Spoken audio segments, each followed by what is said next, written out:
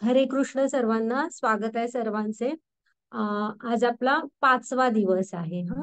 तर आपले मंगलाचरण आधी म्हणूया.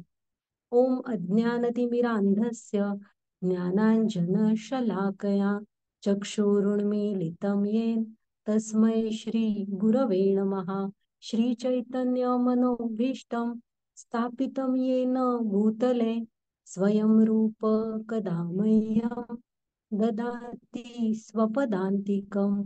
हे कृष्ण करुणा सिंधो दीनबंधो जगत्पते गोपेश गोपिका कांत राधाकांत नमोस्तुते. तप्त कांचन गौरांगी राधे वृंदावनेश्वरी वृषभानुसुते देवी प्रणमामि हरिप्रिये. नमः ओम विष्णुपदाय कृष्णपृष्ठाय भूतले श्रीमते भक्ति वेदांत स्वामी इति नामिने. नमस्ते सारस्वते देवी गौरवाणी प्रचारिणे निर्विशेष शून्यवादी पाश्चात्य देशतारिणे. जय श्री कृष्ण चैतन्य प्रभु नित्यानंद श्री अद्वैत गदाधर श्रीवासादि और भक्त वृंद. हरे कृष्णा कृष्ण कृष्णा हरे हरे हरे राम राम राम हरे हरे. हरे कृष्णा कृष्ण कृष्णा हरे हरे हरे राम राम राम हरे हरे. तर स्वागत आहे तुमच्या सर्वांचं. तर ह्या आपले इस्कॉन मँगलोरचे हे राधा गोविंद आहेत, त्यांचा आशीर्वाद घेऊया. पुन्हा आमच्या मराठीच्या ग्रुप आहेत पूजा माताजी आणि आमच्या मराठीच्या टीम, त्यांना पण प्रणाम करते. ज्यांच्याकडून मी गीता शिकले त्या माझ्या अन्वया माताजी, त्यांना प्रणाम करते. आणि सगळ्यात म्हणजे ज्यांनी हा इतका छान सिलेबस बनवला, ज्यामुळे गीता शिकणं आपल्यासाठी सोपं झालं, त्या आपल्या नामानिष्ठ प्रभूजींना प्रणाम करते आणि श्रील प्रभुपादांच्या चरणी वंदन करते. आणि आपला आजचा अध्याय सुरू करूया. तर आजचा अध्याय ना, पुन्हा इथे म्हणजे कर्मयोग नाव दिसणार. मग आता जी पुढची स्लाइड घ्या. पण ऍक्च्युली त्याचं नाव गीतेमध्ये कर्मसन्यास योग असं आहे. प्रभुपाद स्वामींना प्रणाम करूया. हा घ्या माताजी पुढची स्लाइड. हा, तर आपल्या आजच्या अध्यायाचं नाव ना कर्मसन्यास योग आहे. कालच्या अध्यायातलं हे थोडं बघूया.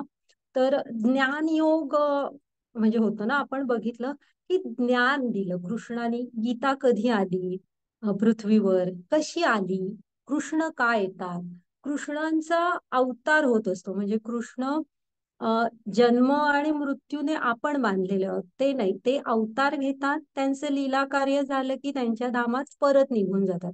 असा खूप मोठा आणि छान अध्याय होता. हा पण छान अध्याय. तर मग आपण म्हणजे कृष्णाने थोडस ज्ञान दिलं ना त्यांच्याविषयी, त्यांच्याविषयी सांगितलं. तसं आजच्या अध्यायात आपण, तुम्ही म्हणाल की कर्मयोग शिकलो तिसऱ्या अध्यायात, मग आज परत का हा योग आला? हा, तर कसं आहे, थोडस आपण निष्काम कर्मयोगाकडे जाणार आता. की तेव्हा कृष्णाने सांगितलं होतं की तुम्ही कर्माची फळं मला अर्पण करा. तर आता थोडं आपण भक्तीकडे जाणार आहोत, की निष्काम कर्म करून आणि कृष्णाशी तुम्ही कसं जोडलं जाऊ शकता. इथे आधी आपण आता कालच्या अध्यायाचा थोडा सारांश बघू आणि मग आता स्टार्ट करू. तर म्हणजे 4.1 ते 10 अध्याय काय सांगतात, कृष्णाने थोडी स्वतःबद्दल माहिती. म्हणजे एकतर हे त्यांनी काय सांगितलं की पहिल्यांदा सूर्यदेव विवस्वानांना सांगितली गीता. मग त्यांनी मनूंना, मग मनूनी सूर्यकुलातलेच राजा इक्ष्वाकू, आणि इक्ष्वाकूनी ती खाली पृथ्वीवर आणली आणि तिथून पुढे सुरू झाली अशी. पण मग ती परंपरा खंडित झाली. मग ह्यातनं एक लक्षात आलं ना तुमच्या की एवम परंपरा प्राप्त, तुम्ही भगवद्गीतेचं ज्ञान आहे ना, ते आपण 4 हे पण बघितले बघा. ज्या कृष्णाने स्थापन केलेल्या म्हणजे 4 परंपरा, ब्रह्म आपला संप्रदाय, श्री संप्रदाय, रुद्र संप्रदाय, कुमार संप्रदाय. तर तुम्ही कधीही ना अशा शुद्ध गुरु शिष्य परंपरेतली गीता ह्यामधली कधीही कुठलीही वाचलात तरी चालेल. नाहीतर मार्केटमध्ये आता म्हणजे स्वैर असे काहीही लिहिलेलं मिळतात, त्यातून ना तुमच्या हृदयात ज्ञान प्रकट होणार नाही, तुम्ही कृष्णांशी जोडलं नाही जाणार. त्यामुळे अशा शुद्ध ह्याच्यातल्या गीता आपण स्टडी कराव्या. ओके. ते झालं. मग त्याच्यानंतर मग ते सांगितलं ना कृष्ण, तेही लक्षात ठेवा की कृष्ण महाभारतात आपण बरेचदा ऐकलेले होते ते श्लोक. कृष्ण का येतात तर बाकीचं सगळं ते ह्याच्यातून करू शकतात त्यांच्या धामातून, पण ते इथे येतात ना ते त्यांच्या भक्तांना आनंद द्यायसाठी. त्यांचं त्यांच्या भक्तांवर अतिशय प्रेम असतं. तर ते झालं. आता इथे वर्णाश्रम व्यवस्थेचं सांगितलं. तुम्ही लक्षात ठेवा की शब्द काय वापरलाय, वर्णाश्रम. आणि पुढे त्यात ना काय होतं, तो गुणकर्म विभागशः आहे. तर तुम्ही लक्षात घ्या की तुमची आवड काय आहे, मला तुम्हाला काय गुण आहेत, काय कर्म करायला आवडतात, त्याप्रमाणे वर्ण निवडा. आणि प्रत्येकाला आश्रम सक्तीचा आहे. म्हणजे 25व्या वर्षापर्यंत ब्रह्मचारी, मग त्याच्यानंतर गृहस्थाश्रम, मग त्याच्यानंतर वानप्रस्थाश्रम, आणि मग संन्यासाश्रम. हा सगळ्यांसाठी सांगितलेलं आहे. आणि ब्राह्मण, क्षत्रिय, वैश्य, शूद्र हे चारही गरजेचे आहेत. जे तुम्हाला आवडेल तसं तुम्ही निवडू शकता. गुण कर्म विभागशा असं पुढे लिहिलेलं होतं. नंतर ये यथा माम प्रपद्यन्ते, तेही लक्षात ठेवा की तुम्ही कृष्णांना ज्या भावात भजणार, म्हणजे भक्ती करणार ना, त्याच भावामध्ये कृष्ण तुम्हाला भेटणार. आणि तुम्ही दिलंय त्यापेक्षा कितीतरी जास्त प्रेम देऊ. मग कर्मयोग शिकलो. तर कर्मण्यो अपि बोधव्य, की कर्माची म्हणजे आपण म्हणतो ना कर्माची फळं मिळतात, बंधनं लागतात. तर कृष्णाने सांगितलंय की ती जाणणं, ही कर्माची गुंतागुंत आहे ना, ही खूप म्हणजे खूप कठीण आहे. आता कृष्णांना कठीण वाटते म्हणजे ती किती कठीण आहे बघा. त्यामुळे आपण एकच करू शकतो की आपल्या कर्तव्याच्या मार्गावर चालत आपण जे करतोय, हा कृष्ण आहे तुला समर्पित, असं म्हणजे हे तू दिलंयस अशी भावना. ओके. त्यागामुळे हे ज्ञान योगाविषयी सांगितलेलं आहे की आपल्याला गुरूंकडे जावं लागणार ज्ञान मिळवण्यासाठी. आणि बघा, राम कृष्ण ह्यांनी त्यांच्या म्हणजे त्यांच्या अवतार घेतले तेव्हा त्यांनी स्वतः गुरुकडे गेलेले होते, गुरूंकडून ज्ञान घेतलं. मग आपल्याला पण जावं लागणार. असं. आणि पारंपरिक ज्ञानाचा सारांश पण सांगितलं की सगळ्या यज्ञांमध्ये कुठला यज्ञ श्रेष्ठ आहे तर ज्ञान यज्ञ. ओके. मग आता जी पुढची स्लाइड घ्या. तर आपण आजचा अध्याय पाहूया.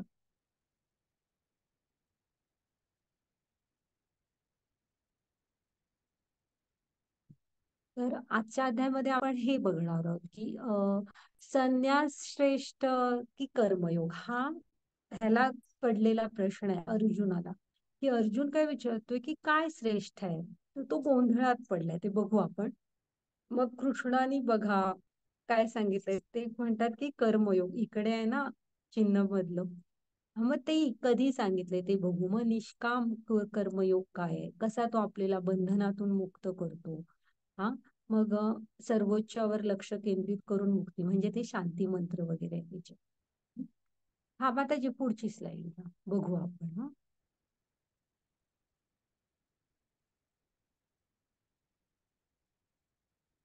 पुढची स्लाइड घ्या माताजी. आता वाचते.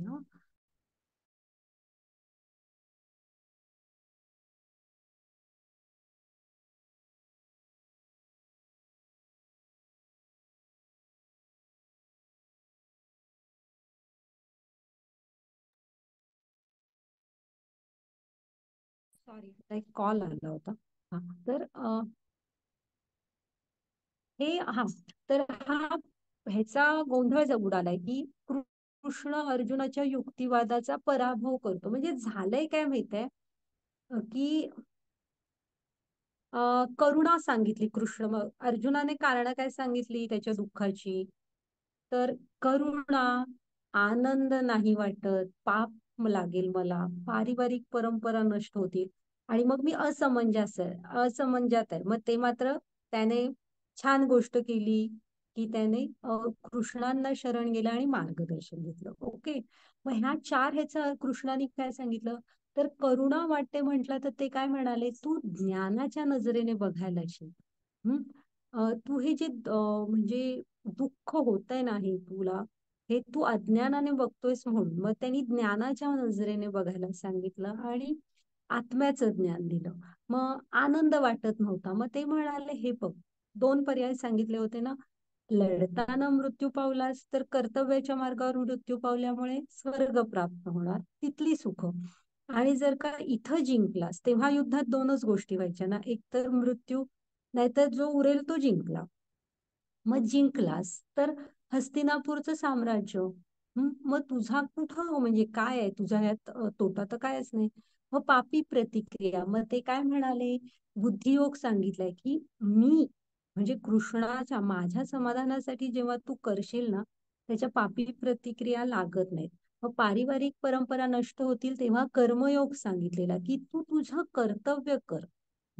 जे तुझं कर्तव्य आहे ते कर, आदर्श प्रस्थापित कर, पाठीमागची पिढी आपोआप त्या मार्गावर येईल. हा, आता मग त्याची पुढची स्लाइड घ्या, असे युक्तिवाद केले. मग इथे अर्जुनाला काय वाटतं माहित आहे की वाचूया, हा हे थांबा एक मिनिट. हरे कृष्ण. परंतु जो आत्म्यातच रममाण झाला आहे, ज्याला आत्मसाक्षात्कार झाला आहे आणि जो केवळ आत्म्यातच तृप्त असतो, पूर्ण तृप्त असतो, त्याच्यासाठी कोणतेही कर्तव्य नसतं. म्हणजे हे थोडं ज्ञानयोग वगैरे सांगतोय की आत्मसाक्षात्कार झालेले मनुष्य त्याचे विहित कर्तव्य पार पाडण्याचा कोणताही हेतू नसतो किंवा असे कार्य न करण्याचे कोणतेही कारण नसते. तसेच त्याला इतर सजीवांवर अवलंबून राहण्याची गरज नसते. हे इथे पुन्हा ज्ञान योगाकडे जात आहे. हा, हा बा त्याची पुढची स्लाइड घ्या. हा, इथे आता 4.33 मध्ये कालच्या अध्यायात शेवटी काय सांगत होते की हे पर्यंत केवळ द्रव्य यज्ञापेक्षा ज्ञान यज्ञ श्रेष्ठ आहे. अंततः हे पार्था, सर्व कर्मयज्ञाचे पर्यावसन दिव्य ज्ञानामध्ये होते. हा, मग माताजी पुढची स्लाइड घ्या. मग इथं अर्जुनाला काय वाटतंय माहितीये, मग मी कशाला युद्ध करू ना, म्हणजे आता पुन्हा बघा, म्हणून अज्ञानामुळे तुमच्या अंतःकरणात निर्माण झालेल्या शंकांचे ज्ञानाच्या शस्त्राने नाश केले पाहिजे. हे भरत, योगाने सज्ज होऊन उभे राहा आणि लढा. हा, आता पुन्हा काय म्हणतायत, मधी सगळं ज्ञानयोग सांगितला हो की नाही, आणि म्हणतायत की तुझ्या हृदयात जी ही अज्ञानामुळे आलेल्या शंका आहेत त्या दूर कर ज्ञानाच्या शस्त्राने. आपण पण प्रार्थना करतो ना, ओम अज्ञान तिमिरांधस्य ज्ञानांजन शलाकया. तसं तू आणि सांगतायत आणि म्हणतायत आता उठ, सज्ज हो लढायला आणि लढ. म्हणजे गीता तुम्हाला नेहमी कर्तव्याच्या मार्गावर चालायला शिकवते. कुठेही गीता सांगत नाही की तुम्ही कर्तव्य सोडून बाजूला व्हा. मग मग आता जी पुढची स्लाइड घ्या. मग आता अर्जुनाला काय वाटतंय माहित आहे की एवढं घोर युद्ध कशाला करूया आपण. हा, हे बघा कसं कंटिन्यू आहे बघा हे. पहिल्यांदा म्हणतात कोरड्या मानसिक अनुमानापेक्षा भक्तिसेवा उत्तम. मग दुसऱ्या अध्यायातले श्लोकांमध्ये काय म्हणतात, आत्म्याचं ज्ञान दिलं. दुसऱ्या अध्यायातल्या ह्या 31 ते 37 मध्ये कर्तव्याचा मार्ग दाखवला. मग 2.42 ते 45 आत्मा कसा अडकतो फलदायी, म्हणजे तुम्ही कर्म जर का त्यांना अर्पण नाही केली ते सांगितलं. मग 2.46 ते 53 भक्ती सेवेद्वारे तुम्ही कशी मुक्ती घेऊ शकता.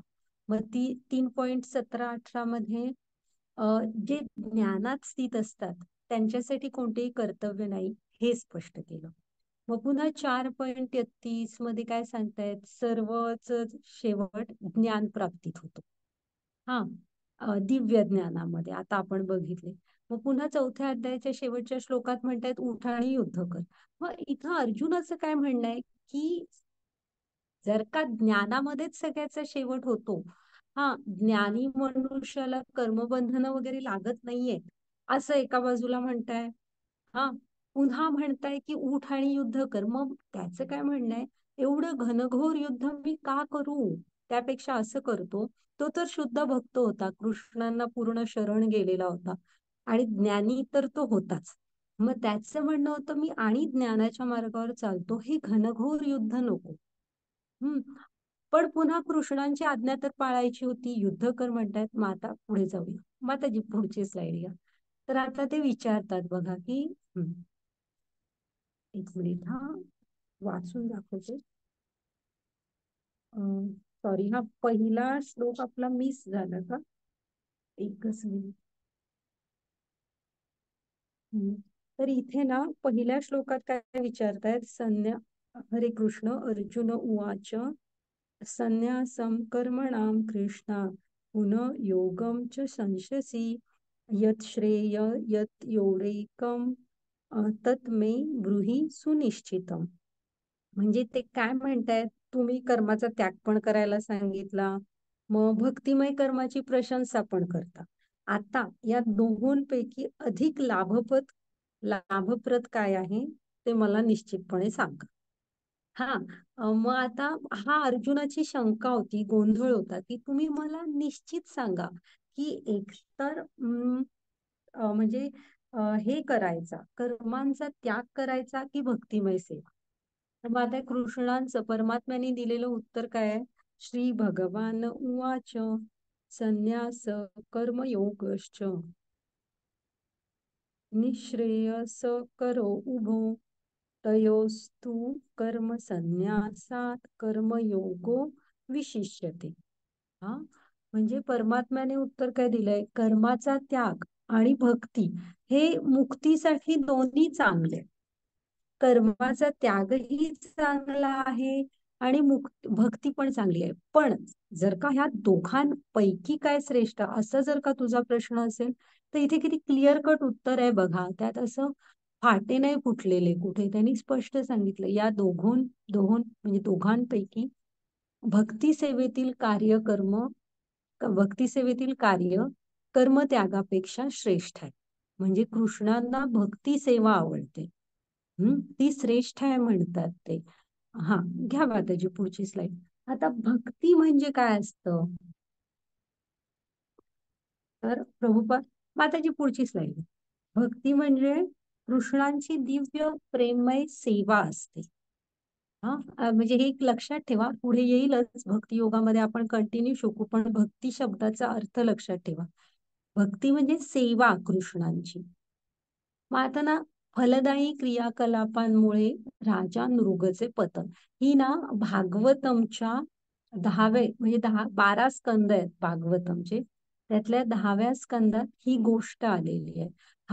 हे राजा नृग, हे सूर्यकुळातले राजा असतात. हा, मग आपण आता काय, कृष्ण काय म्हणतायत की भक्ती सेवा ही श्रेष्ठ आहे.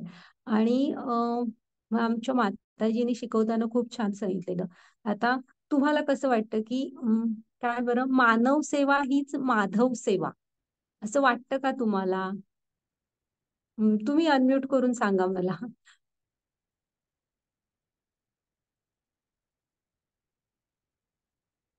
हम्म. आला ना लक्षात प्रश्न? मानव सेवा हीच म्हणजे कृष्णाची सेवा आहे असं वाटतं का तुम्हाला?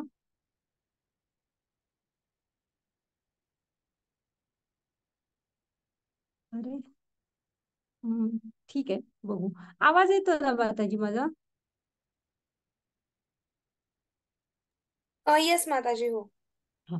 तर ही ना, हा मृग राजा जो असतो ना, म्हणजे खूप चांगला. राजाचं कर्तव्य काय असतंय का, की तुम्ही प्रजेला पुत्राप्रमाणे समजणं आणि तुमच्या ह्याच्यामध्ये प्रजेमध्ये हर कोई म्हणजे कोण सगळी जण सुखात असली पाहिजेत, हे एका राजाचं कर्तव्य असतं. मग म्हणजे पुत्राप्रमाणे प्रजेला सांभाळणं, हा राजा तसाच असतो. अतिशय प्रेमळ आणि प्रजेत लक्ष असतं त्याचं की प्रजेमध्ये सगळी सुखात आहेत ना. आणि भक्ती सेवेमध्ये म्हणजे अशी सगळी व्यवस्थित त्यांची चारी आश्रम, चारी वर्ण हे सगळं करतायत व्यवस्थित असं.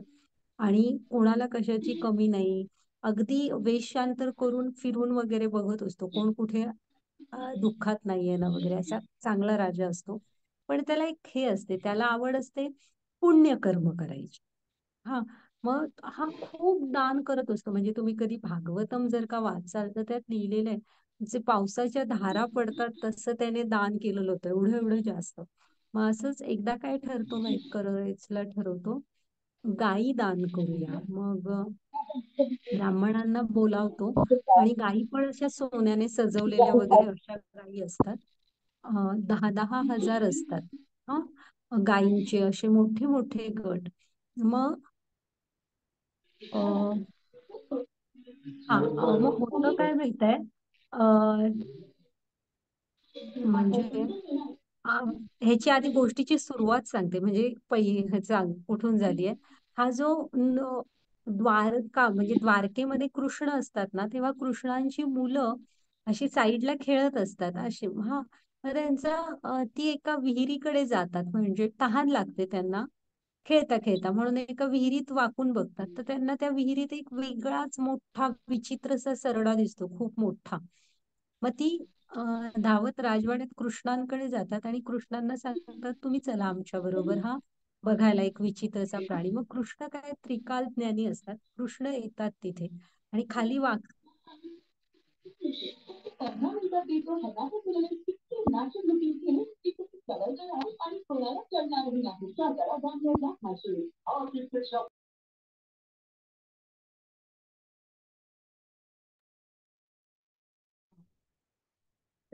सॉरी हा. तर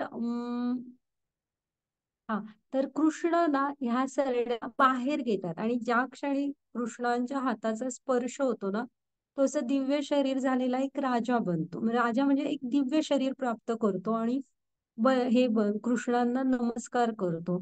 आणि मग तो सांगायला सुरू करतो कृष्णांना की मी असा मृग राजा होतो. म्हणजे त्याला ना त्याची हे आठवणीत असते, म्हणजे काय म्हणतात, मागच्या जन्मात तो कोण होता ते त्याच्या पुण्यकर्मांमुळे त्याच्या लक्षात असतं. आणि मग तो सांगायला सुरू करतो की असा असा मी राजा होतो. मग आपण कुठपर्यंत आलेलो, हा राजा गायी दान द्यायचं ठरवतो. हा, मग गायींचा एक हे असतो ना गट, तो एका ब्राह्मणाला दान देतो एके दिवशी सकाळी. मग तो ब्राह्मण तो गट घेऊन पुढे जातो. पण होतं काय, आणि मग मागचा त्याच्यात 2 नंबरचा ब्राह्मण येतो, मग त्याला पुढचा गट देतो. पण हे सगळं करताना तो जो पुढे घेऊन गेलेला असतो ना, त्याच्यातली एक गाय मागे वळते आणि ह्या दुसऱ्या ब्राह्मणाला जे दिलेलं असतं ना त्याच्या गटात येऊन मिसळते. मग हा पहिला ब्राह्मण येतो आणि म्हणतो की माझी गाय ह्याच्यात मिसळली आहे, ती मला परत द्या. मग राजा म्हणतो ठीक आहे, त्या दुसऱ्या ब्राह्मणाला त्याची गाय जी आली आहे इथं ती दे त्याला परत. तर हा म्हणतो की असा कसा राजा, तू एकदा दान जे केलंयस मला, ते तू परत मागतो. राजाला तर काही अधिकार नसतो दान परत मागण्याचा आणि कुणालाच नसतो. तर हा म्हणतो की, मग ते म्हणतात की पहिल्या ब्राह्मणाला त्याच्या बदल्यात मी तुला दुसऱ्या गायी देतो, आता ही राहू दे. तो म्हणतो नाही, असा कसा राजा तू, एकदा म्हणजे मला दिलेलं दान तू दुसऱ्याला दान देतोस, असा कसा. असे करत ती दोघं की नाही, ते काय ऐकत नाहीत आणि निघून जातात. पण हे ब्रह्म म्हणजे ब्राह्मणांचा शाप लागतो राजाला. मग पुढे दिवस जात राहतात, यथावकाश राजा मृत्यू पावतो. मग यम येतात, यम म्हणतात की सगळी पुण्यकर्म आहेत, एक पाप कर्म आहे, तुला कशाचं फळ आधी हवंय. तर राजा म्हणतो की पापकर्माचा आधी दे.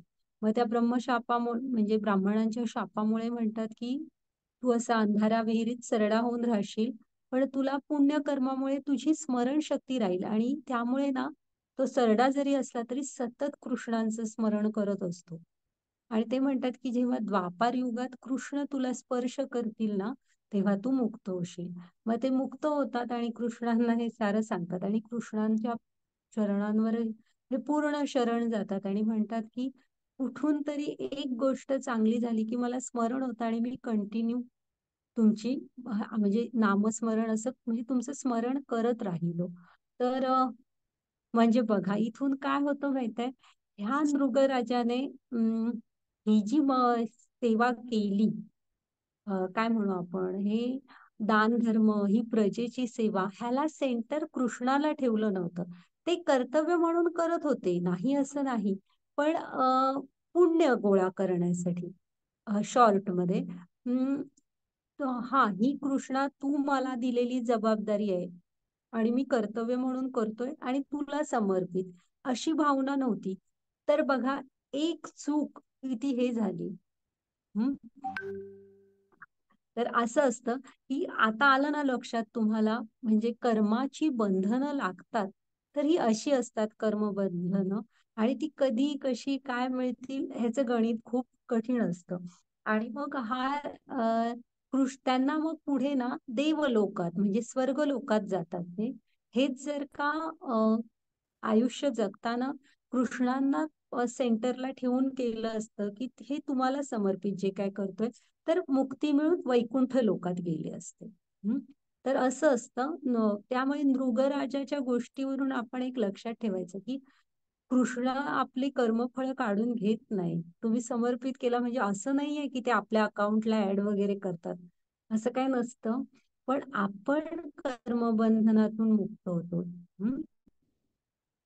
हा, घ्या माताजी पुढची स्लाइड. त्यामुळे इथे कृष्ण सांगतायत काय माहितीये, की भक्ती सेवा श्रेष्ठ आहे.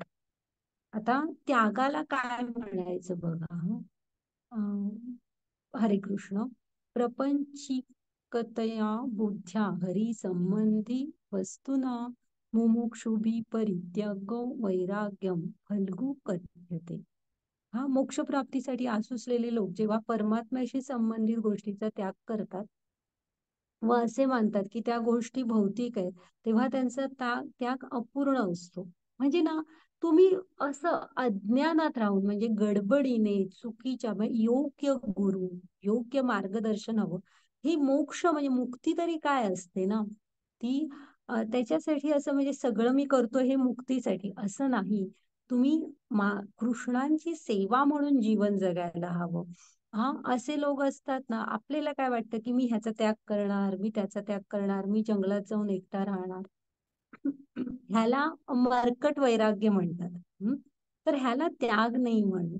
प्रभुपाद स्वामींचं जीवन बघा तुम्ही वगैरे, त्याला म्हणायचं असतं त्याग. रामायण महाभारत मधल्या आपल्या म्हणजे ह्या ज्या गोष्टी नाही, ह्या का म्हणजे त्यातले खूप सिद्धांत असतात, ते समजून घेऊन योग्य वक्त्याकडून ऐकाल ना, तर कळणार तुम्हाला त्याग काय असतात. पांडवांचं जीवन बघा.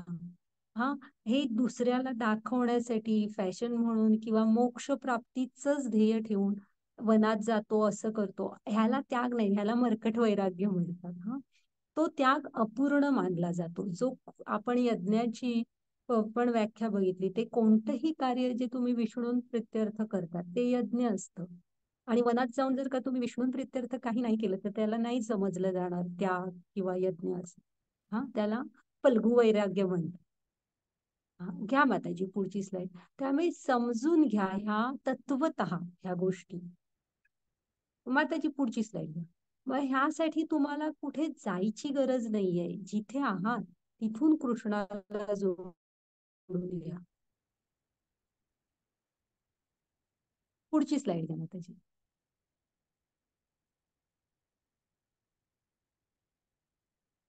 आता आपण वाचूया कर्मयोग ही कर्मसंन्यास. हा, हरे कृष्ण. ज्ञेय स नित्य संन्यासी यो न द्वेष्टी न कांक्षती निर्द्वंद्वो निर्द्वंद्वो हि महाबाहो सुखम बंधात प्रमुच्यते. हा, तर जो आपल्याचा द्वेष करत नाही किंवा त्याच्या फळाची इच्छाही करत नाही, तो सदैव संन्यासी समजला जातो. ही पराक्रमी अर्जुना, सर्व द्वैत्वापासून मुक्त झालेला मनुष्य ज्ञानावर सहज विजय मिळवून पूर्णपणे मुक्त असतो. म्हणजे ना, आता हा एक वेळ म्हणजे आपण नामाचार्य हरिदास ठाकूरांची गोष्ट बघणार आता ह्याच्यासाठी.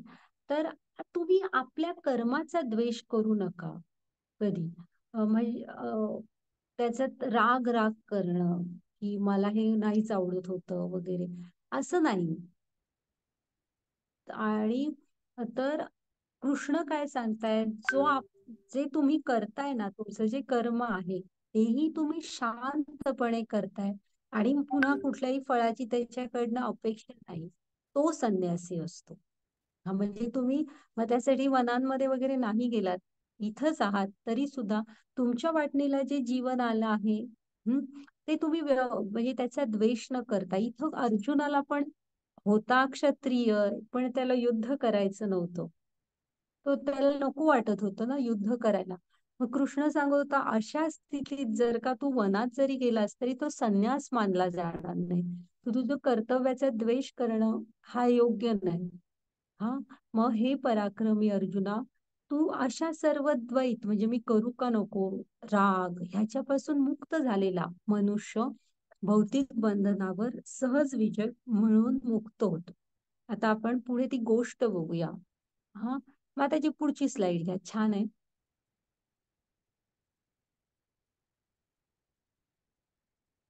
मग त्याची पुढची स्लाइड घ्या. परिणाम त्या करत हा. तर हे ना नामाचार्य हरिदास ठाकूर आहेत. म्हणजे चैतन्य महाप्रभूंनी जेव्हा अवतार घेतला 527 वर्षापूर्वी, तेव्हा त्यांच्या बरोबर आले होते. म्हणजे त्यांच्या चैतन्य चरितामृत त्यांच्याविषयी आहे. हे मुस्लिम होते. हा, पण शुद्ध भक्त, म्हणजे रोज 3 लाख जप करायचे. 3 लाख आपल्याला 108 मण्यांची एक माळ ओढायची, तरी आपण विचार करतो 8 मिनिटं कधी काढू. तर हे रोज 3 लाख जप करायचे. त्यामुळे त्यांना नामाचार्य ही पदवी होती. तर हरिदास ठाकूर, नामाचार्य हरिदास ठाकूर. मग त्या गावातला जो काझी असतो ना, त्यावेळी तेव्हा धर्माचा खूप ऱ्हास झाला होता आणि धर्माचरण करणं खूप कठीणच होतं. तर चैतन्य महाप्रभूंनी हरिनाम संकीर्तनाचं आंदोलन उभं केलं. हा, तर मोठा कठीण काळ होता तो. तर आणि जरा धर्माची स्थापना केली. तर ह्यांना त्या गावातलं ते त्यांना खूप पोटात दुखत वगैरे असतं, की बाबा हा मुस्लिम आहे आणि असं काही हरिनाम जप वगैरे करतोय. आणि ते जरा फेमस होतात ना त्यावेळी. हे बघा, कृष्णांचे भक्त हे तर विख्यात होतातच. मग त्यांना भेटायला माणसं वगैरे येत असतात. मग त्या काजीच्या जरा पोटात दुखत असतं. मग हा काय करतो, ही वेश्या असते, त्या स्त्रीला सांगतो की तू ना त्याच्याकडे जा, म्हणजे संध्याकाळी असे जा आणि सकाळपर्यंत त्याच्यापर्यंत थांब त्याच्याजवळ आणि सकाळी स्ट्रेट कचेरीत ये. हा, मग पुढचं माझं मी बघून घेतो. मग ही खूप छान असते, ती दिसायला. ती जाते, माणसं वगैरे भेटत असतात आणि ते जपातच त्यांच्या हे असतात, थोडस माणसांशी बोलतात की आपली. त्यांनाच मग हिचा नंबर येतो. मग ही सांगते की मला असं असं थोडस तुमच्याकडे काम आहे म्हणून भेटायला आले. तर ते म्हणतात तुम्ही थोडस माता माता म्हणजे बाहेर वाट बघा, माझा जप करतो आणि मी तुम्हाला बोलवतो. मग ही बसते बसते बसते असं करत सकाळ होते तरी ते हरिनाम जपच करत असतात. मग ती जाती. दुसऱ्या दिवशी पण असंच होतं. ते म्हणतात जप झाल्यावर बोलतो. तर तो काही जप होत नाही. दुसऱ्या दिवशी पण पहाट होते, ती जाते. आणि ना जेव्हा तिसऱ्या दिवशी येते ना, तेव्हा तिच्या मनात असा विचार येत असतो की मी इतकी छान, म्हणजे म्हणजे तिला आता वाटत असतं ना, प्रत्येकाला स्वतःच्या गोष्टींचा अभिमान असतो. तर मी एवढी छान आहे, माझ्या मागे किती जण असतात आणि मी स्वतः ह्यांची वाट बघत तिथे बसले आहे आणि हा माणूस साधा बघितला पण नाही माझ्याकडे. मग ह्याच्याकडे माझ्यापेक्षा आणि आनंददायी आणि सुख देणारं काय बरं असं, म्हणजे असं कुठलं सुख असेल. हम्म, असं विचार करत ती येऊन बसते तिसऱ्या दिवशी. ते म्हणतात जॉब करतो आणि तुमच्याशी बोलतो. आणि ते होत म्हणजे दुसऱ्या दिवशी शेवटी ना ती चिडते. सकाळ होते तरी त्यांचा होत नाही. 3 लाख जप करत असतात, हरिनाम जप रोज. तर मग ना चिडते आणि त्यांच्यावर रागावते की असं कुठलं सुख आहे, मी एवढी म्हणजे माझ्या मागे एवढी जण असताना मी इथे आले आणि तुम्ही माझ्याकडे बघू पण नाही, ते बघत पण नाही.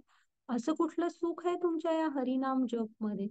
मग ते ती म्हणजे भक्तांचा संग, गुरु हे तुमच्या आयुष्यात यावे लागतात. हा, तर ते म्हणतात तुला खरंच म्हणजे तिला पण ती हे वाटत असतं म्हणजे तिचा एक प्रकारे गर्व उतरल्यासारखा पण होतो की कोण आहे ते. मग ते म्हणतात की तू जा आणि तुला खरंच या मार्गावर यायचं असेल तर तुला तुझी सारी संपत्ती आहे ही म्हणजे तू दान करून टाक.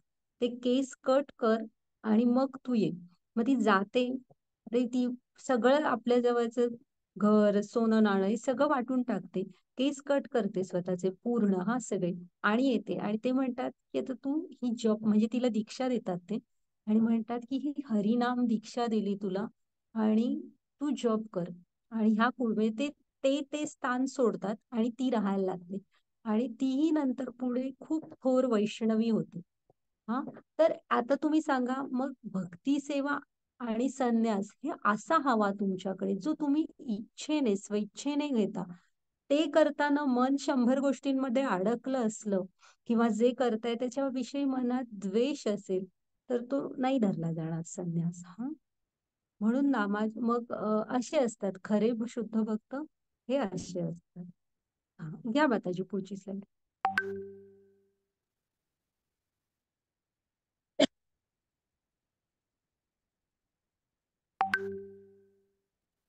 एक मिनिट हा वाच.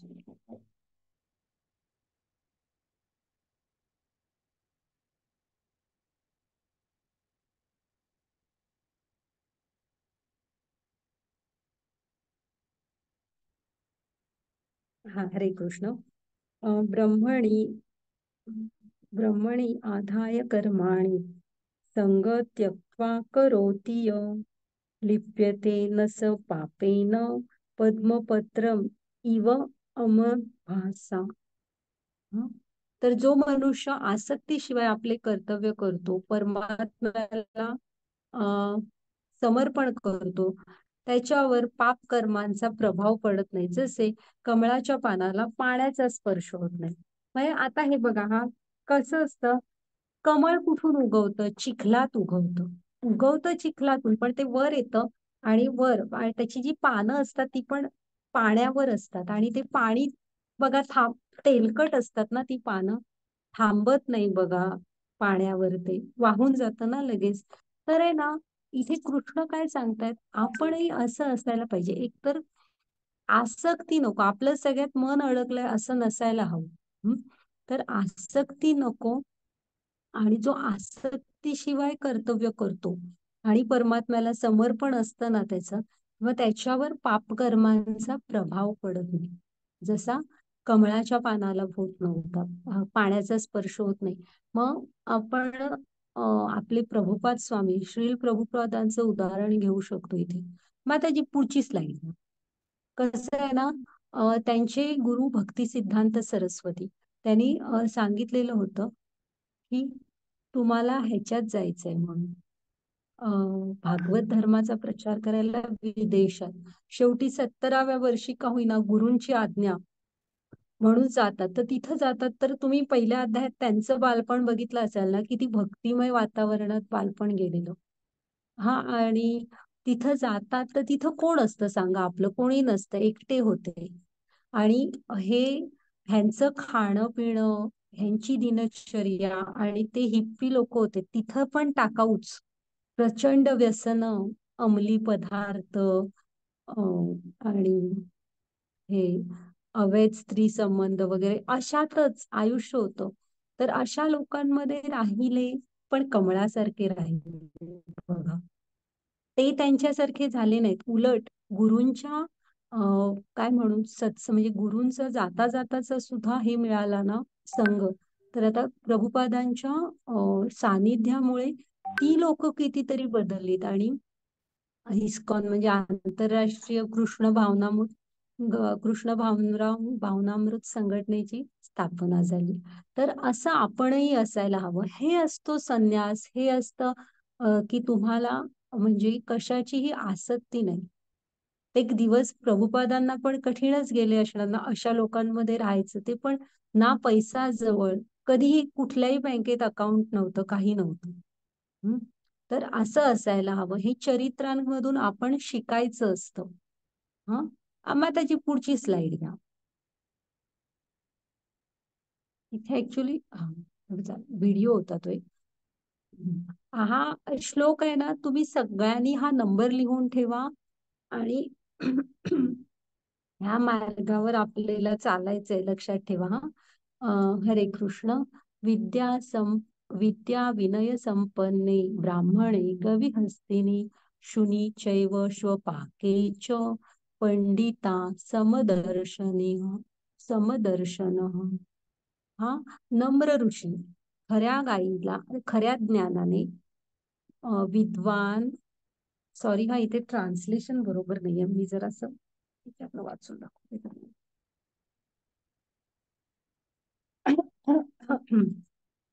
विनम्र साधू व्यक्ती यथार्थ ज्ञानाच्या आधारे विद्याविनय संपन्न ब्राह्मण, गाय, हत्ती, कुत्रा, चांडाळ या सर्वांना समदृष्टीने पाहतो.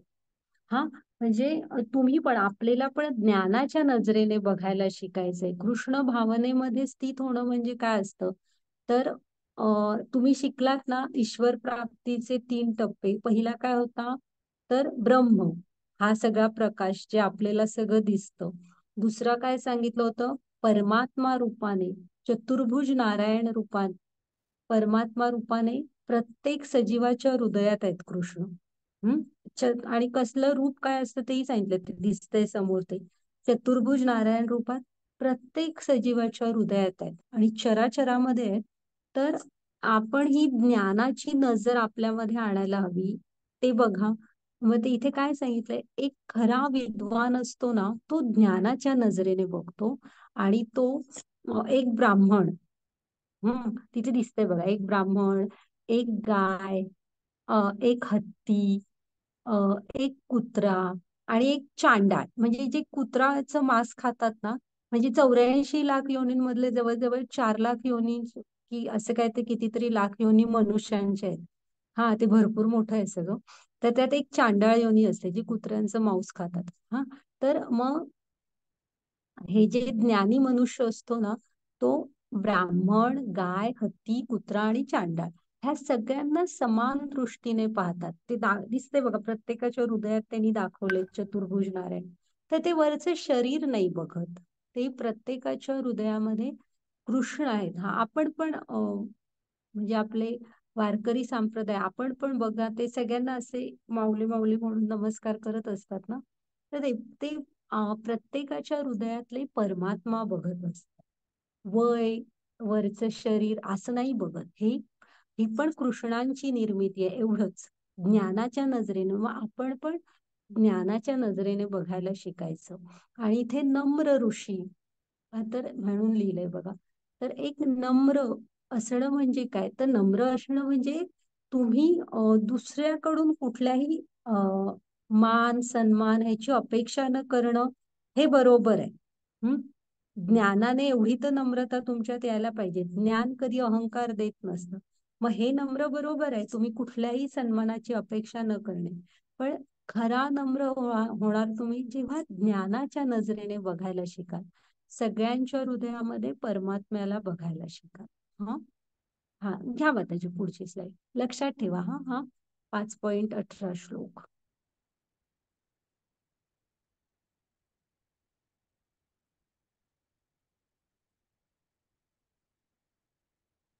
एक मिनिट हा. हे काय आलं? असू दे हेच असू दे. हा 5.22. ये हरे कृष्ण, येही संस्पर्शजा भोगा दुःख यो नव एव ते आद्यंतवंत कौंतेय न तेषु रमते बुधा. हा एक बुद्धिमान व्यक्ती इंद्रिय दुःखांच्या स्त्रोतामध्ये भाग घेत नाही, जो भौतिक इंद्रियांच्या संपर्कामुळे होतो. हे कुंतीपुत्र, अशा सुखांना आरंभ आणि अंत असतो, त्यामुळे ज्ञानी मनुष्य त्यात आनंद मानत नाही. हं, म्हणजे इथं काय आहे माहितीये सांगितलंय. छान आहे हा पण श्लोक, तुम्ही थोडस लक्ष द्या त्याच्याकडे. की जो बुद्धिमान कुणाला म्हणायचं, जो म्हणजे इंद्रिय सुख कशी असतात माहितीये. ती तुम्ही जितकी पुरवाल, म्हणजे साधी गोष्ट आहे, आपण रोज तर जेवतो. तरी पण एकदा जेवून कधी आता म्हणतो का आपण आता नाही मी उद्या जेवणार नाही. आपण आज जर का ठरवलं मला हा पदार्थ हवाय तर आपलं मन त्याच क्षणी म्हणत असतं, हा आता आज मी हे खाल्लंय ना, आता उद्या मी ते खाणार. हा मग ही इंद्रिय सुख कशी असतात? तुम्ही जेवढी घ्याल तेवढी कमी असतात. हा पण कृष्ण काय म्हणतात माहितीये, की एक बुद्धिमान व्यक्ती असते ना, म्हणजे ती इंद्रियांच्या कंट्रोलमध्ये नसते. तर बुद्धीने इंद्रियांच्यावर तिचा कंट्रोल असतो. बुद्धिमान व्यक्तीचा म्हणजे बुद्धीने इंद्रियांना ताब्यात ठेवलेलं असतं. नाहीतर कसं होतं बघा, ही उदाहरणं आहेत. पावसाळ्याच्या दिवसात वगैरे लाईटवरचे किडे येतात. हम्म त्यांना तर ते तुम्ही बघा लाईटवर जातात रात्रीचे आणि सकाळी बघाल तर तिथेच किती खच असा पडलेला असतो सगळ्यांना मरून. त्या उष्णतेने मरतात ते, तरी पण जातात. आता हा भोंगा असतो तसा भुंगा असा हे करू शकतो म्हणजे आरपार जातो ना असा खोदत खोदत गेल्यासारखा. पण ह्याच्यामध्ये ना अ, कमळ किंवा सुगंधी फुलाच्या सुगंधाने इतका मोह होतो की सकाळी वगैरे गेला असला दिवसा तर ते रात्री फुल असं मावळतं ना, बाव बंद होतं, मिटतं, तरी सुद्धा बाहेर येत नाही. आणि मग त्याच्यात तो गुदमरून हे होतो, मरतो, तरी पण त्याच्या आत राहतो. इतकं त्या वास सुगंधाचा हे. पुन्हा इकडे हरण दाखवलंय. हे हरण पण शिकारी जाळं लावतात आणि काहीतरी संगीत वाजवतात. हरणाला ते संगीत ऐकायला आवडतं, ते त्याच्या मागे धावत येत धडकतं. आणि हे मासे धरणारे असतात तेव्हा माशाचा तो गळ असतो ना पुढचा, त्याला पण त्याला आवडेल असं काहीतरी खाऊच लावतात ना. मोठा मासा खायला छोटा मासा, किडे, आणि त्याच्या नादात बिचारा मासा त्या गळात अडकतो. तर ही इंद्रिय सुख आहेत ना, ती अशा प्रकारची असतात. तर ज्ञानी मनुष्य असं नाही आहे की तुम्ही काय उपवाशी राहा कशाचा आहे घेऊ नका, पण ज्ञानी मनुष्य बुद्धीने विचार करतात. हा कारण अशा सुखांना इथे काय म्हटलंय बघा, आरंभ आणि शेवट असतो. तर मनुष्य जीवन मिळालंय ना, तर आपण थोडं दिव्य आनंदाकडे जायचं.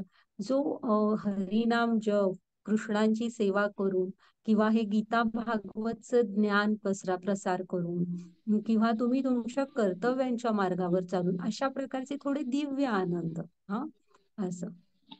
घ्या माताजी पुढची स्लाईड.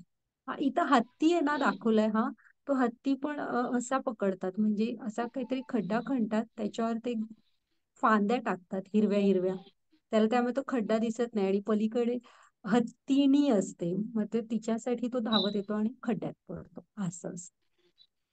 हा घ्या माताजी पुढची स्लाईड.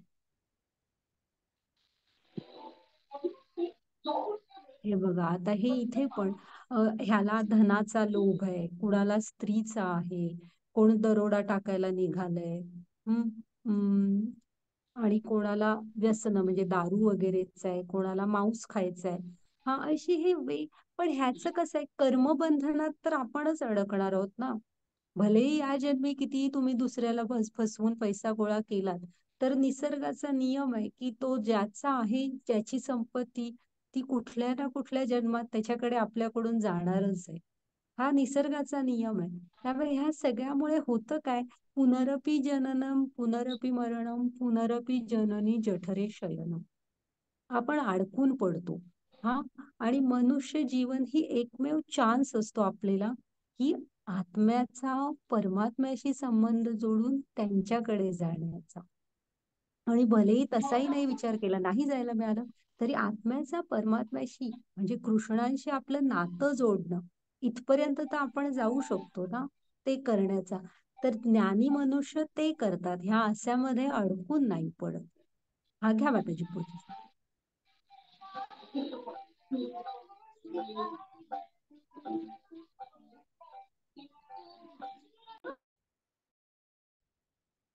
पुढची स्लाईड घ्या माताजी.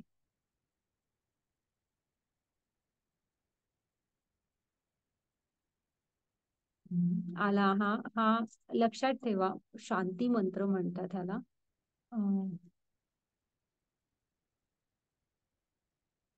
हा आणि एक गोष्ट सांगते, म्हणजे शांती मंत्राला हात घालायच्या आधी जसं नृगराजांची गोष्ट बघितलात तुम्ही, तसं अजून एक गोष्ट इथे आमच्या माताजींनी आम्हाला ह्या अध्यायाच्या वेळेस सांगितलेली, म्हणजे कर्मयोग म्हणजे संन्यास की भक्ती सेवा.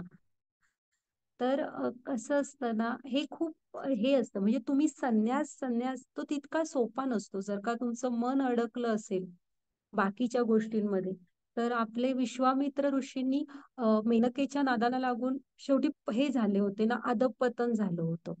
मग ते पुन्हा त्यातनं वर उठतात ही गोष्ट वेगळी. पण एक गोष्ट सांगते की म्हणजे तुम्ही भक्तीमध्ये जर का खरोखर मन लावून केलं तर एकदा ना एक डाकू असतो, डाकू भगत म्हटलेल्या माताजी. तर त्याच्या मागे हे लागतात, म्हणजे पोलीस समजा किंवा शिपाई, पोलीस शिपाई असे त्याच्या मागे लागतात राजाचे. आणि तो काय करतो, एका पळत पळत येतो आणि एका ह्याच्यात जाऊन बसतो. म्हणजे त्याला एक मंदिर दिसतं, त्याच्या आत जातो, तिथे एक प्रवचन सुरू असतं. हा, आणि मग प्रवचन सांगणारे जे हे असतात ना, नेमके तेव्हा कृष्णाचं वृंदावनातल्या लीलांचं वर्णन करत असतात, की गोकुळात असतो हा कृष्ण, त्याचं वर्णन करतात. आणि हा ना तिथे पटकन शांतपणे जाऊन बसतो. आजूबाजूच्यानी तिलक वगैरे लावलेला असतो, तसा तिथल्या त्या लावणाऱ्यांकडनं आपण पण लावून घेतो आणि गडबडीने जाऊन बसतो आणि ऐकायला सुरू करतो. आणि मग तो ना ते तल्लीन होऊन ऐकायला सुरू करतो. बाहेर लक्ष असतं पोलीस येतील वगैरे, पण तो ऐकतच राहतो. कोण बरं आहे ह्या, ते काय सांगतात माहितीये ते वर्णन, अरे एवढं देखणं बाळ कुणाचं असेल हे.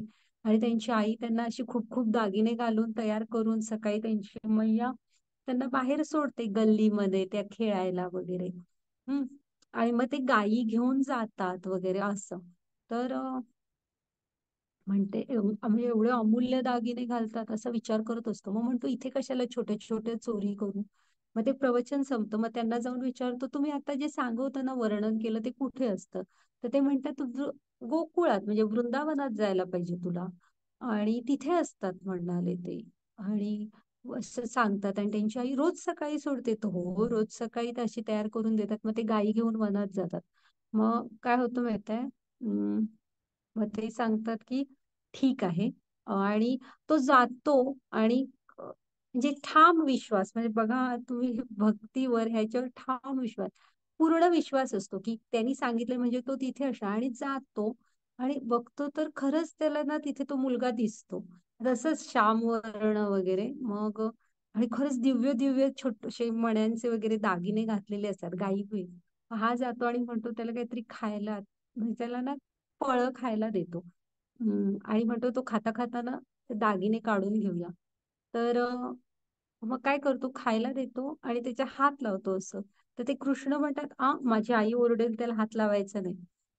पण हा शेवटी चोर असतो ना, पण त्यांच्याकडे बघत असतो एवढे सौंदर्य, मग ना तरी पण हात लावतोच शेवटी.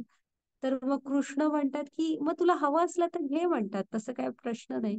पण का कोणास ठाऊक तो ना त्यांना सांगतो की नको आहे मला ते, मला तुम्हाला बघून असं खूप छान वाटतं. असं ना त्याच्या डोळ्यातून आपोआप पाणी यायला लागतं. मग कृष्ण त्याच्या डोक्यावर हात ठेवतात आणि म्हणतात की तुला काय हवं ते सांग, मी तुला ते देतो. तर देऊ शकता म्हणता तुम्ही. हो. मग म्हणतात की का कोणास ठाऊक मला आता काहीच मागायची इच्छा होत नाहीये. आणि मला फक्त तुमची, म्हणजे तुम्ही माझ्या कायम स्मरणात असू दे एवढंच द्या. मग पुढे ते वृंदावनात राहतात आणि भक्त होतात, अशी गोष्ट आहे. तर हा असतो संन्यास. त्याला बघा, तो तिथे सांगतो ना, समोर कृष्ण असतात, सांगत असतात तुला काय पाहिजे ते माग, तरी तो काय मागत नाही. माताजी एक मिनिट, आता मागची स्लाइड घ्या.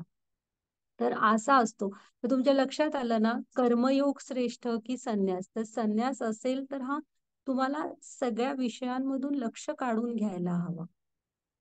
माताजी मागची स्लाइड घ्या. 5.29 श्लोक आहे, तुम्ही लक्षात ठेवायला, शांती मंत्र म्हणतात. हा, कुणी विचारलं गीतेमध्ये काय शिकला तर हे सांगा, हा शांती मंत्र आहे. तर हरे कृष्ण, भोक्तारम यज्ञ तपसा सर्वलोक महेश्वरम श्रुदम सर्वभूतानां ज्ञात्वा माम शांती मृच्छती. तर असं हरे कृष्ण, सर्व यज्ञ आणि तपस्या यांचा अंतिम उद्देश सर्व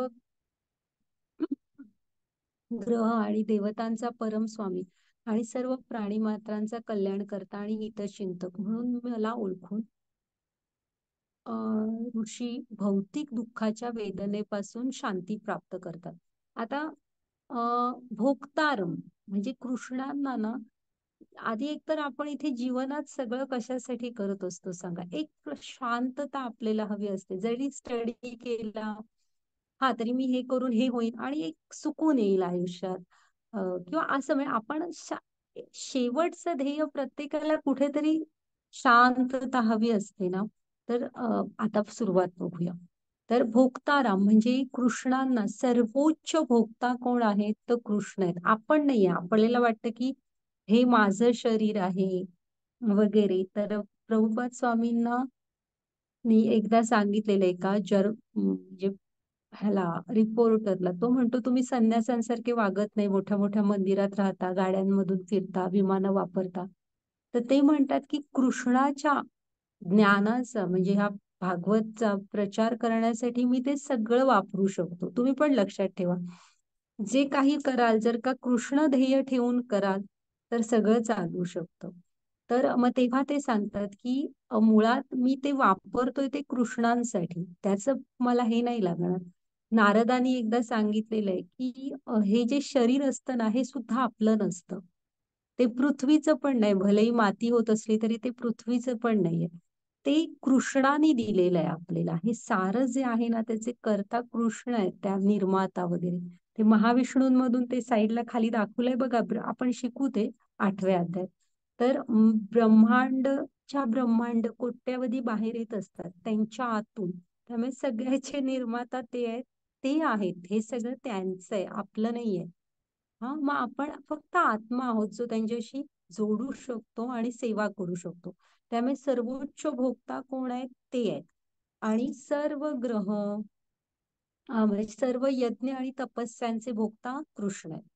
सर्व ग्रह आणि देवतांचे हे पण लक्षात ठेवा. हा, देवतांमध्ये सर्वोच्च कोण हा प्रश्न पडला तर शब्द लक्षात ठेवा, सर्व लोक महेश्वरम. पुन्हा ब्रह्मांडाची रचना जेव्हा बघू ना, 14 लोक असतात. हा, तर त्या 14 लोक आणि अशी प्रत्येक ब्रह्मांडातल्या सगळ्या लोकांचे आणि सर्व देवी देवतांचे आद्य कोण आहेत? महेश्वर कोण आहेत? तर कृष्ण आहेत. त्यामुळे लक्षात ठेवा. आता परत हा प्रश्न पडू नको दे तुम्हाला की म्हणजे देवांमध्ये कोण? तर सर्व लोक महेश्वरम कोण आहेत? कृष्ण आहेत. आणि सुहृदम सर्व भूतांना म्हणजे सर्व प्राणी मात्रांचे कल्याण करता आणि हितचिंतक कोण आहेत? तर कृष्ण आहेत.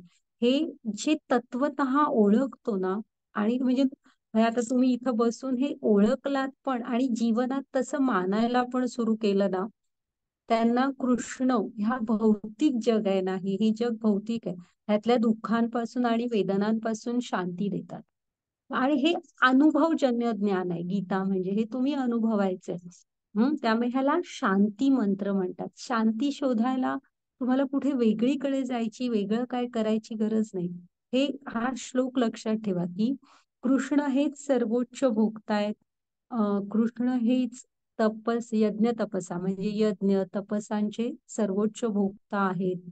सर्व लोक महेश्वरम आहेत आणि तेच आपले सुहृदम सर्व भूताना म्हणजे हितचिंतक आणि जवळचे मित्र आहेत. हे जेव्हा तुम्ही जाणाल तत्वतः, तेव्हा तुम्हालाच ती आध्यात्मिक शांती प्राप्त होणार.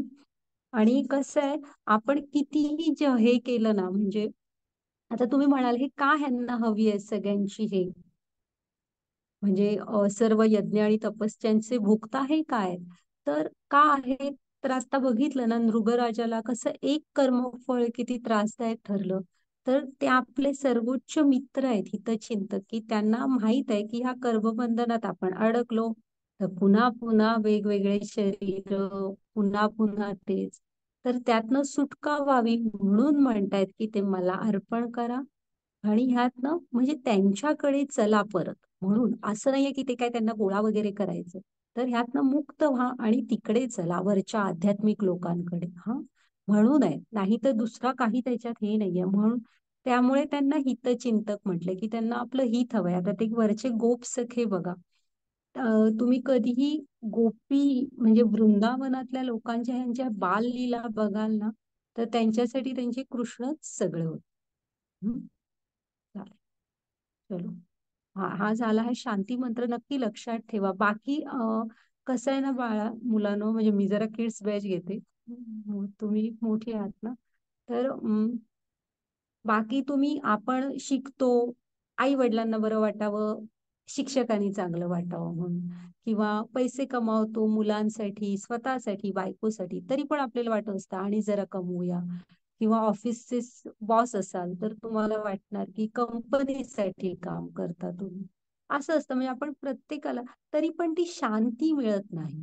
हा पण जेव्हा तुम्ही कृष्णांनाशी जोडून घ्याल आणि त्यांना सगळं समर्पित करून करा, तर कृष्ण बघा, ते तुमचे सर्वोत्तम, मुख्य म्हणजे कर्माच्या बंधनातून मुक्त करतील आणि शांती देतील. म्हणून ते सर्वोच्च आहेत आणि आपले सर्वात जवळचे मित्र, कल्याणकर्ता आणि हितचिंतक. ओके. झाला आपला आजचा अध्याय. मग त्याची पुढे आहे का बघा, काय नाही, झाला आपला ऍक्च्युली अध्याय, सारांश आहे हा. पुढची स्लाइड घ्या मग त्याची. हम्म. आपण हे आज बघितलं बघा की संन्यास आणि कर्मयोगात काय श्रेष्ठ आहे, तर त्यांनी सांगितलं कर्मयोग. तू संन्यास तसा करू नाही शकत.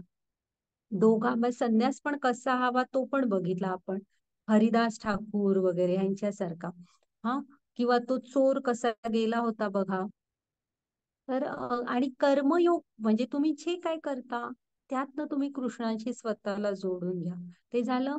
निष्काम कर्मयोग करा आणि कृष्णावर, म्हणजे शांती मंत्र आता बघितला की ध्येय जीवनातलं कृष्ण असू दे.